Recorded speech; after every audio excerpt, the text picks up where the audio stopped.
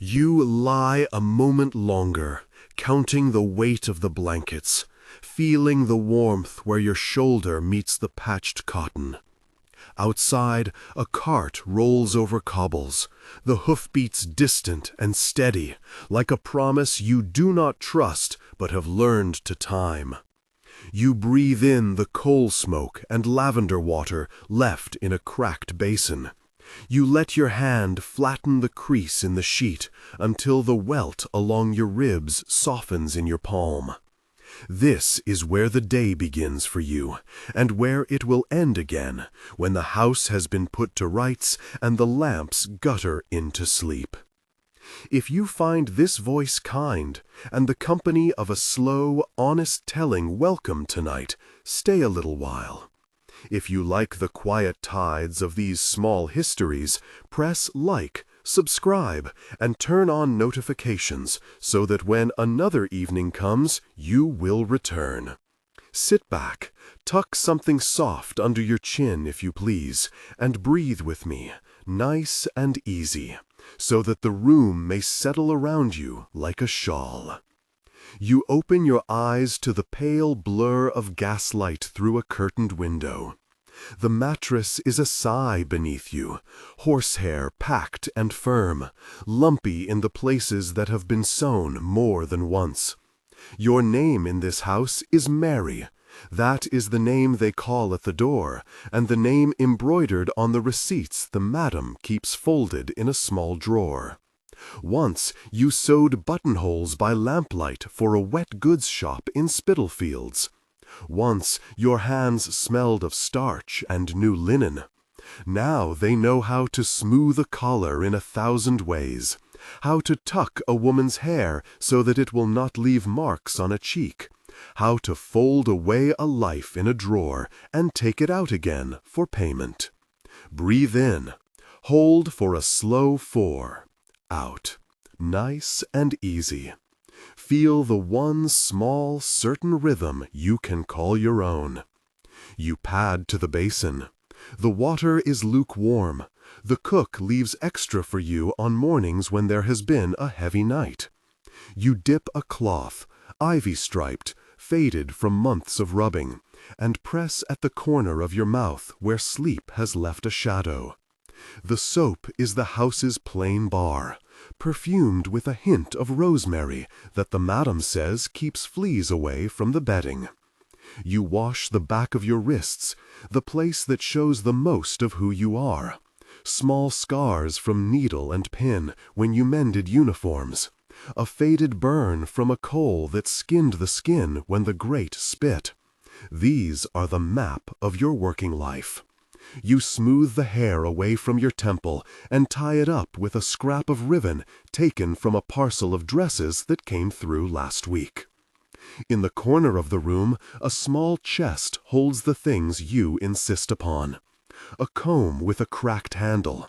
A pair of stays your seamstress training taught you to lace so the breath can sit steady.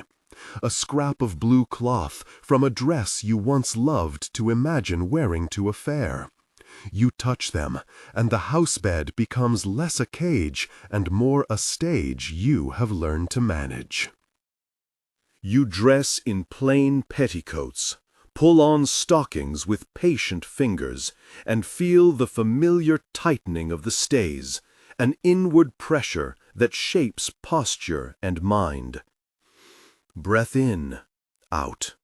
That tightening is not only physical. It reminds you of the contracts you live by, boundaries kept neat, payments counted, an eye always toward the shop ledger and the small hope of a letter home. At breakfast, the cook sets a bowl of porridge before you. She is the same woman who stirred jam for your tea when you first came. Her hands are broad and warm. She calls you by your name between ladles and shows you a bruise she has taken to the back of her thumb. You listen. You tell her the story of a seam that refused to lie flat because of an obstinate thread. Laughter is a small currency here, spent freely and cheaper than the tears you might otherwise hoard. Mrs. Cartwright, the madam, calls you into the parlor for the morning inventory. She sits with a ledger that smells of leather and lemon oil, her hair scraped back and held with a brass comb that catches the lamplight. Her voice has the tone of someone who has weighed too many risks and found practical profit in keeping them measured. She asks who will cover the blue room tonight, notes a doctor's visit scheduled for the afternoon, and instructs Betsy to sweep the backyard. Betsy is a thin, honest child of 13 who runs errands with the desperate efficiency of those who have had to grow up faster than the law counts. You watch Betsy tuck a stray curl behind her ear. She looks at you with an admiration that makes your chest ache in a careful way. You tell her, quietly, to mind the coals. Mind them and mind your feet, Mrs. Winters, the housekeeper, says, and it has all the edge of a benediction. Before the day opens fully, you sit by the coal fire and force your fingers into work that steadies the mind. You have a sleeve to mend, a water stain to cover with a patch. The act of threading a needle, guiding it through cloth, pulling the seam tight, these are rituals that stitch time into a garment you can fold and put away. As you draw the thread, the chirp of the street below becomes a black and white film. Cartwheels, the cry of a vendor selling oranges, a young clerk hurrying his cap in the direction of a market. Haymarket is only a stroll away, a place where the world hums with commerce, and the smell of feed mixes with the smell of leather. You once bought a ribbon there for a sister's birthday, before the sister had any notion of what the city's bargains could demand of her. Your mind sometimes drifts to the seamstress you were. You remember a man with a patient face who taught you how to set a sleeve without puckering the armhole. He had a shop near Whitechapel and used to offer you tea when the rain set in for days. It was a small kindness, a thing you recall now with a sharpness that comes both from gratitude and from the sense that such offerings are rarer than coin. Those memory fragments appear when the house is quiet and fold back into the present like a careful pleat. There is a doctor's visit, as Mrs. Cartwright has noted. The house keeps regular appointments. The doctor charges what he must, and the madam insists upon the checks as a necessary expense. Medical checks, a supply of washing salts, a small chest of liniments. The doctor is a courteous man, more at ease with his ledger than his hands, but he has learned to speak plainly and to move with a clinical swiftness that aims at economy as much as care. He examines everyone in turn, a gentle firmness in his touch when he checks the throat or listens to the chest. He offers tinctures for coughs and a pamphlet about the importance of airing the bedding. He notes a persistent cough in one of the younger girls and prescribes rest and lighter work for a week. There is no scandal in this room, only a sequence of practical remedies and an acknowledgement that illness is a hazard of a life lived close to fire and city air. When the day leans toward noon, you run an errand to the market. The street feels colder in the chest than it is on your skin. The gas lamps along the arcades still hold their sputtering light. You carry a small purse with the day's small earnings wrapped in paper and listen to the exchange of haggling voices like a chorus that has always known its lines. You buy soap and a length of ribbon for a client who has requested a hairband. She likes her hair neat, and small courtesies like these keep conversation open and civil. At the stall, a merchant recognizes you by the way you ask for your change, with a practiced frankness that marks someone accustomed to bargaining for survival. Back at the house, the parlor is warmed by the fire, and the day's first clients are announced with a discreet rap on the door. The madam nods. She reads a man's letter with a curt expression and hands you a visiting card folded into the coat pocket of a man in a wool cloak. You stand, smooth your skirt, and feel the familiar carefulness settle into your posture. You have learned to meet the room the way you meet a seam, measured, with a slow gathering of the edges. This work asks many small competencies beside the obvious. You know the names of linen and how long a chemise takes to air. You know to keep peppermint for a client who has been on the road, to keep a basin with hot water for after. You keep a small jar of lavender water for cooling heated skin and another of spirits for aching limbs. Aftercare is as much a feature of your professionalism as the conversation that precedes it. A client taken with courtesy and left with dignity is a client who returns, and a returned client pays the house with a steadiness that steadies you in return. The customers who come are not a uniform class. There is a clerk with spectacles who reads newspapers in the corner and occupies himself with small apologetic talk, a merchant with a careful laugh and hands that smell faintly of leather, a bank clerk who offers more coins than he should and buys you a trifle of china that you treasure, a soldier who has seen things you will not allow yourself to picture and who, for a night, asks only to be less alone.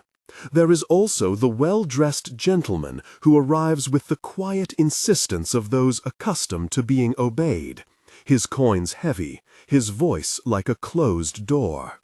You learned early to read a man's manner, the way he sits, the tightness of his jaw, the way he speaks to those who wait upon him. It is a small language of warning and invitation, and you have become fluent. Not every encounter ends with conversation. Some clients are taciturn and paid for the ambience of company. Others want stories from home, and you give them fragments that will not betray your family or your past.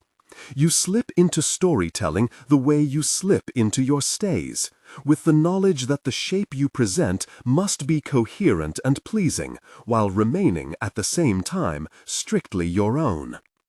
When the house is busiest, the tempo quickens. The parlor brightens with brought relief of extra candles.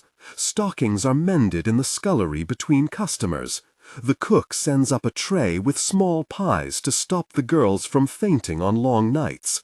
There is an electricity that hums through the house in these hours, equal parts business and survival, and you move through it with a clear, practiced economy.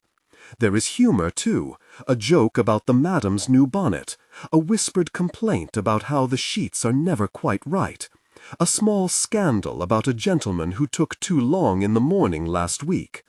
Laughter in these hours is quick and close, like a brass clasp snapping shut. You keep boundaries as a craft. Aftercare rituals anchor you. Warm water to cleanse, a quick rub of spirits and lavender to a wrist, a song hummed under your breath as you remove work lace and set the clothing where it can be mended. You perform these tasks with an economy of touch that is a promise to yourself. The job ends, and you leave the part of you that does it folded in a neat parcel on the shelf. You will not carry the night's work into the morning more than the coins and the small neutral memory of a conversation about the Thames. This separation is a muscle you have exercised until it is painless. There is a night that remains in your memory, a gentleman with eyes that refused to stay kind, who asked you about home in a tone that sought to private what should remain private. You could have let anger rise. Instead, you measured your words like stitches and drew the conversation tight. When he tried to push past the manners the house expected, you excused yourself to the scullery and told Mrs. Winters what had happened. Your aftercare begins with water and soap. You scrub the small places where city dirt settles, behind ears, along the knuckles, until the water runs lucid. Then you dress in a clean camise the cook has left folded on the washstand. You breathe in the steam from the basin and let the warmth ease the day's stiffness. The act of changing is a ceremony. You fold away your stays, fold your hair into a plait that will not tangle, place the day's scarf atop the chest with the care of someone shaping a tiny private altar. Lie back now if you will. Feel the weight of your limbs pressing into the mattress. Inhale slowly, 2 counts. Hold, 3. And exhale, letting the thoughts of the day slip into the corners of the room. Think of the man's honest laughter, of Lily's braid, of Betsy's careful sweeping. Picture the coal fire's slow orange blink in the hearth. Imagine smoothing a worn dress until its crease is gone. Let each small task you perform today fold into a neat stack in your mind, like linens aired and put away. You think of the future with the same kind of measurement you administer to every seam, not as a sudden change, but as a series of small possibilities. A letter saved, a bargain met, an apprenticeship taught to a niece perhaps. A day where the ledger shows a tiny gain and you buy yourself a new ribbon. Hope in this household is practical. It is measured in coin and patchwork and in the voices that keep each other from falling apart. Outside, the cartwheels slow. Inside, the house breathes lower. You listen to the breathing of other women in their rooms, to the faint creak of a settling bed, to the occasional cough muffled in a pillow. Let your breath match them. Inhale, exhale, easy now, slow. The world beyond the curtains is a vast thing. In this room you have the small particular thing that is yours. There will be more tomorrow, mendings, the doctor's rounds, errands to the market, new customers and the same careful rituals for parting and for keeping yourself intact. For now, fold the day's work into the chest and close the lid. Feel the fabric of the sheet cool across the top of your chest. In one more slow breath, think of light. Gaslight, not the sun, but sufficient, and of a sky you can glimpse beyond the curtained pane. You are not the sum of the transactions you have enacted this day. You are a woman who remembers how to sew, how to clean, how to claim small mercies. Sleep comes not as a surrender, but as a small, deliberate choosing. Imagine the seam of night itself, stitched carefully so that no rough edge will rub you raw. Let your eyelids grow heavy. Let each breath soften the knot in your shoulders. In, hold, out. Nice and easy. The house keeps its watch. The coal embers glow like a gentle pair of eyes, and the city, for a moment, is far enough away to be a mere murmur. You allow yourself to drift toward rest with the certainty that morning will ask for its due, and that you will answer, as you always have, with steadiness and a hand skilled in making things whole. A knock comes at the parlor door, quick and measured. 3 taps, then a pause. You do not startle. This is part of the rhythm. Mrs. Cartwright's voice calls, "Door," and the sound of a cloak in the entryway follows, a footstep that belongs to someone who knows the house's hours. You smooth the sheet once more and sit up, the night not yet over, but the day's edges already softened into a manageable shape. You tie the ribbon at your hair with one practiced motion and swing your feet to the floor, ready to move as the house needs you. You smooth the sheet once more and rise, feet finding the worn path to the door by habit. The corridor smells of lavender and boiled starch. A candle guttered in its glass sconce and threw a thin circle of light over the runner. Mrs. Cartwright's hand was already on the latch when you reached the parlor. She gave you a quick look, an appraisal as steady and unembellished as the house's accounts, and stepped back to let you through. In the parlor, the visitor stood with his back to the grate, one gloved hand at his hat, the other holding a cloak against the damp. He was not a stranger.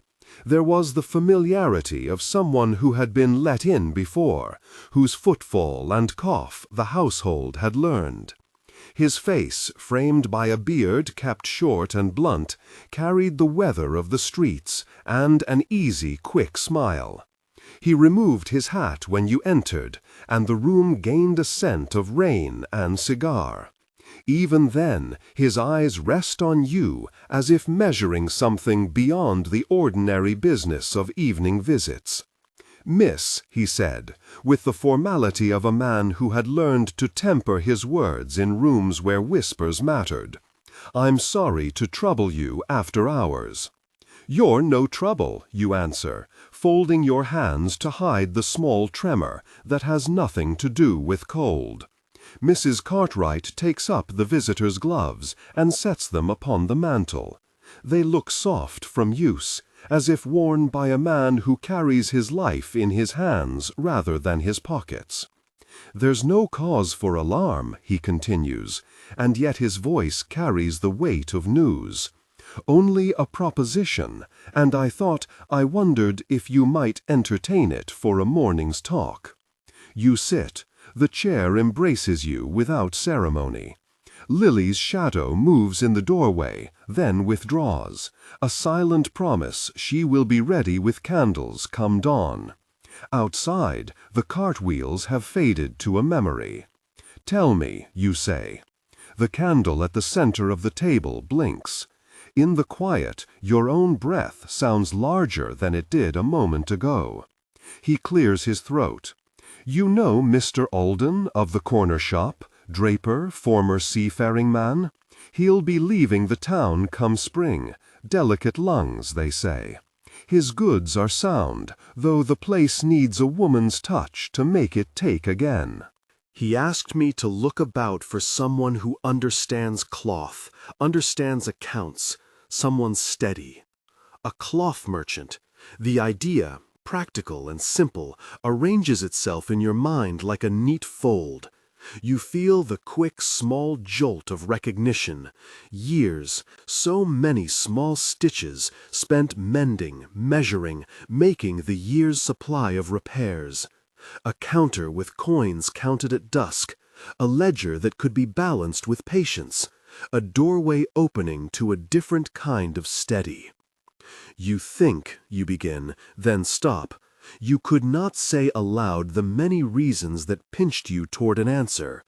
There is the steady comfort of the house, the knowledge that each morning will find the hearth in place. There is the ledger and the promises tucked between its pages. There is the man's laugh, larger, softer, and how it rolls through the rooms and rests them like a hand across shoulders. To leave would be to unsettle not only the order you keep, but the people who trust you to keep it. "I thought of you," the visitor says before you can set the list of cautions in motion yourself. His eyes do not waver. You have a reputation for being thrifty, for setting things right. Mr. Alden's willing to teach the trade for a season. He would take you as partner, if you like. He speaks plainly. He wants someone to see the till, to mind the stock, and to keep a fair hand with customers.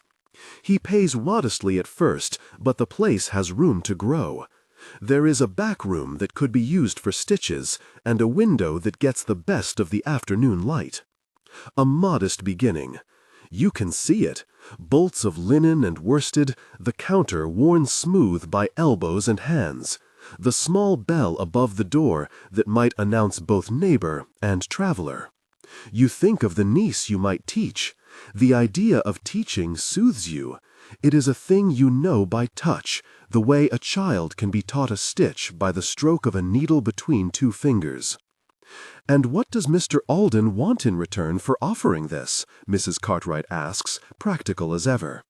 She is the town's quiet accountant. She understands exchange. Only hands that will not fail, and an agreement to remain among the goods a season, the visitor replies. Also, a small advance to secure the place. He doesn't drive hard bargains. He only wants a woman who will keep shelves even and dealings honest. You notice, with a quick little ache, how the offer sits beside the practical litany of duties you have been rehearsing for years. The house needs you. The household is built from your steadiness. To trade that steadiness for a shop is to rearrange allegiances. Yet you also feel the current beneath, a thread of desire that is not spoken of at the table and does not sit pretty under the lamp. It is the wish for a place that belongs to you by work, not only by the happenstance of sheltering other people's needs. Have you thought of where you'll live? You ask before you have thought to frame the question. Mr. Alden's visitor smiles, as if some early part of his plan had been expected to raise such a concern. Mr. Alden will take a lodger above the shop for a time, so it would be possible to have rooms attached. Or, if you prefer, you may keep your lodgings here and run the shop by day. There are ways to arrange for help. It depends on what you wish. He values convenience. Convenience. The word is agreeable and brittle in equal measure. You imagine mornings with bolts unfurled, the ribbon of a dress measured across your knees, the neighbor's wife fishing for a scrap of silk for a child's sunlight dress. You imagine evenings counting the day's receipts by gaslight, the coin cool in your palm. It seems, at first, a tidy exchange, a life remade with steady hands and little risk. But the ledger in your head reminds you of something other. There is the morning's doctor's round. There are patients who come to the house because you keep the kettle hot and the bed warm. You are the seam that joins people together, not only by cloth, but by care. I would not leave at once, you say. The words are a relief. If Mr. Alden truly will teach, perhaps I could set aside the mornings for the doctor's rounds a week or two while we settle. I must be sure the house will not be left unmoored. We could set a schedule, the visitor says readily. Mr. Alden does not need all hands at once. He needs someone to mind the counter, keep the stock, and, if you are willing, to teach his assistant the finer mending. It would be a share. You would not be alone. Your pulse aligns itself with the small hope. It is not the sort that upends, but the sort that knits a torn hem with a patient hand. You let the notion sit, and you find, in the quiet between one breath and another, that it grows warmer. Mrs. Cartwright watches you with that careful look. It's a good place, if what he says is true, she offers. But you will want to see the accounts. No one takes a step into trade without seeing the book. I will, you agree. There is a steadiness building now, not a leap, but a gathering. It is enough for now to have an option laid upon the table. The visitor nods and reaches into his coat. He unfolds a small, creased paper and slides it across the table. If you like, go by in the morning. Mr. Alden closes early on Sundays. He will be at the corner by 11. Tell him I sent you, and he will set the accounts for you to see. You take the paper. The letters are small and slanted. Someone has scratched the margins where numbers and measures once hurried. You feel in your fingers the authority of something that might alter the pattern. To refuse would be to keep the comfortable order of things. To accept is to step into a new rhythm. Thank you, you say. It is more than manner. It is the first part of a decision made in the space between light and sleep. The visitor bows, not with ceremony, but with the easy courtesy of a man who respects commerce and the small economies of trust. It is not without risk, you know that.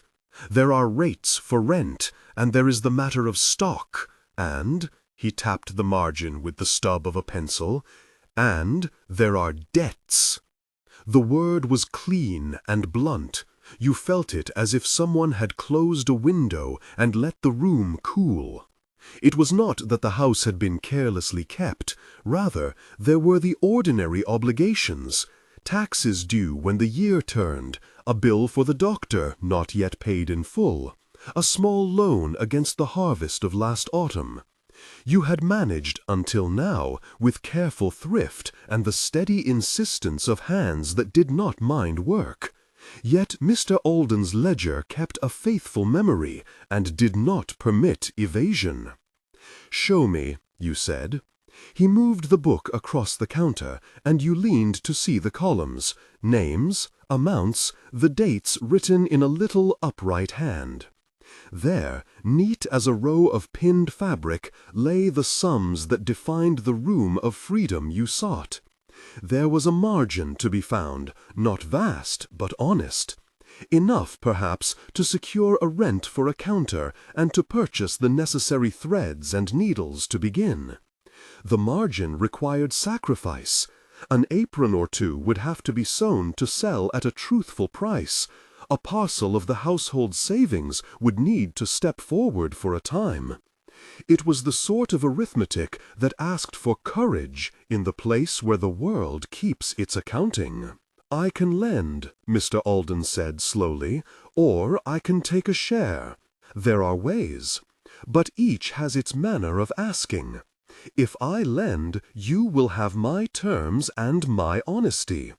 If I take a share, I will not interfere with the work, but I must see that the business is kept, as such, counted, and that the profits are not simply argued away by passing needs." You had pictured such words like a musician might imagine a chord, but now they came as a scale to climb. To accept a loan was to keep the house whole indeed, but beholden in an account book. To accept a partner was to give up a small measure of autonomy. Both roads were respectable, and both required a steady hand. "Let me tell you what I think I can do," you said. "I can set up in the front room of my house, with the window looking to the lane, a counter, a single apprentice. I will not take more than the place can bear. I will keep records faithfully, and I will come to you each week to settle accounts." Mr. Alden's eyes softened in a way that made the lines about them look like well-worked stitches. "It is not every day I meet someone who speaks of accounts as if they were a garment to be mended," he replied. "Very well. I will prepare terms for a small loan to cover the first quarter's rent and stock. You will keep me a weekly account. If you do as you say, in 2 seasons you will stand without debt." "You believe me," you said, feeling the tiny flame of hope leap higher. It was not only that he believed, it was that a man who kept ledgers could be persuaded by the plainness of a plan. Yet, beneath the plan, there remained the hush of uncertainties, the illness of one of those who depended upon you, an unexpected tax, the vagaries of taste in ribbons and hems. "I do not know you as one knows a neighbor," he admitted, "but I know how a woman keeps a household in this town. You have a reputation for truth. That matters." He closed the ledger with a soft, final sound.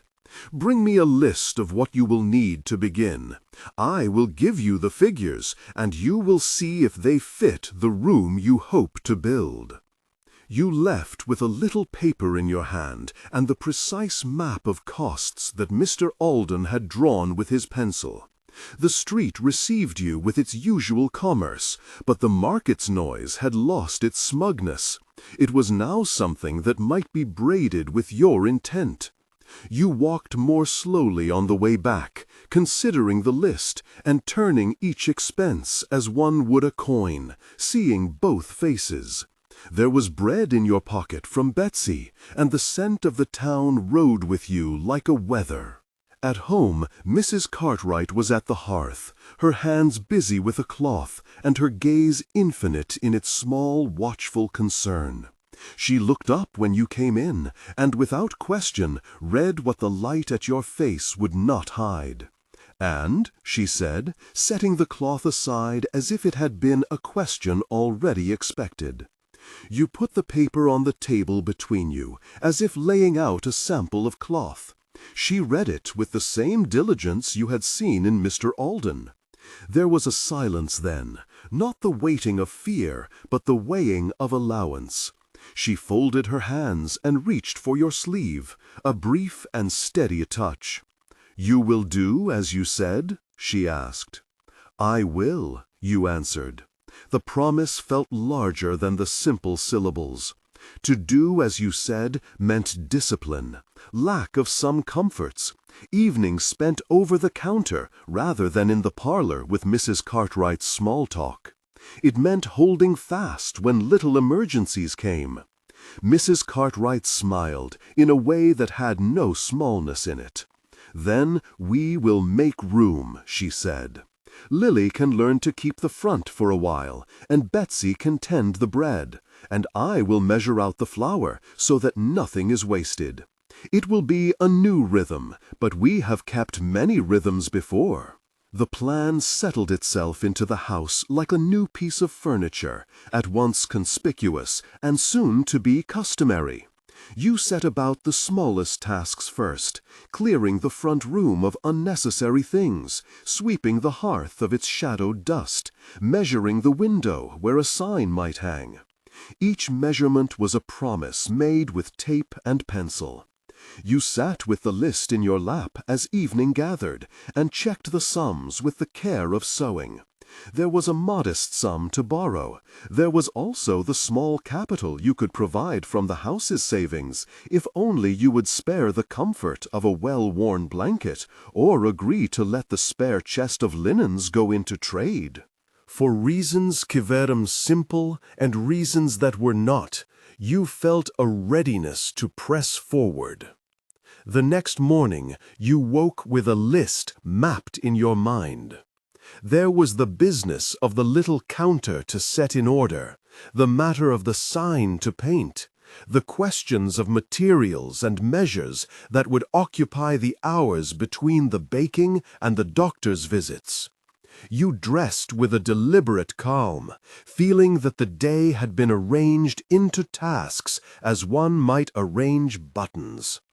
At the threshold, before stepping out, you paused and laid a hand against the wood, as if blessing the decision with a small, private ritual. When you opened the door, the lane was already awake. You walked toward Mr. Alden's with a gait that was neither hurried nor slow. It matched the pace of people moving with purpose through the day. The bell above his door announced you with its familiar, honest sound, and he looked up from his ledger as if welcoming not merely a customer, but a fellow keeper of things. "Everything in order?" he asked, without needing to know, for the tone accepted the answer as already given. "In order," you said, and you took the small paper from your pocket. "I will take the loan," you added, and with the words the room seemed to collect itself into the future you had outlined. He set down his pen and prepared the small papers required, with a clerk's care. There were names to give, signatures to lay, marks to be made, if a hand would not write. He explained the terms with a patience as if each word were a necessary stitch, The rate of repayment, the schedule, what would happen if the business exceeded or fell short of expectation. It was not a ceremony, it was commerce made human by the mutual desire for what was fair.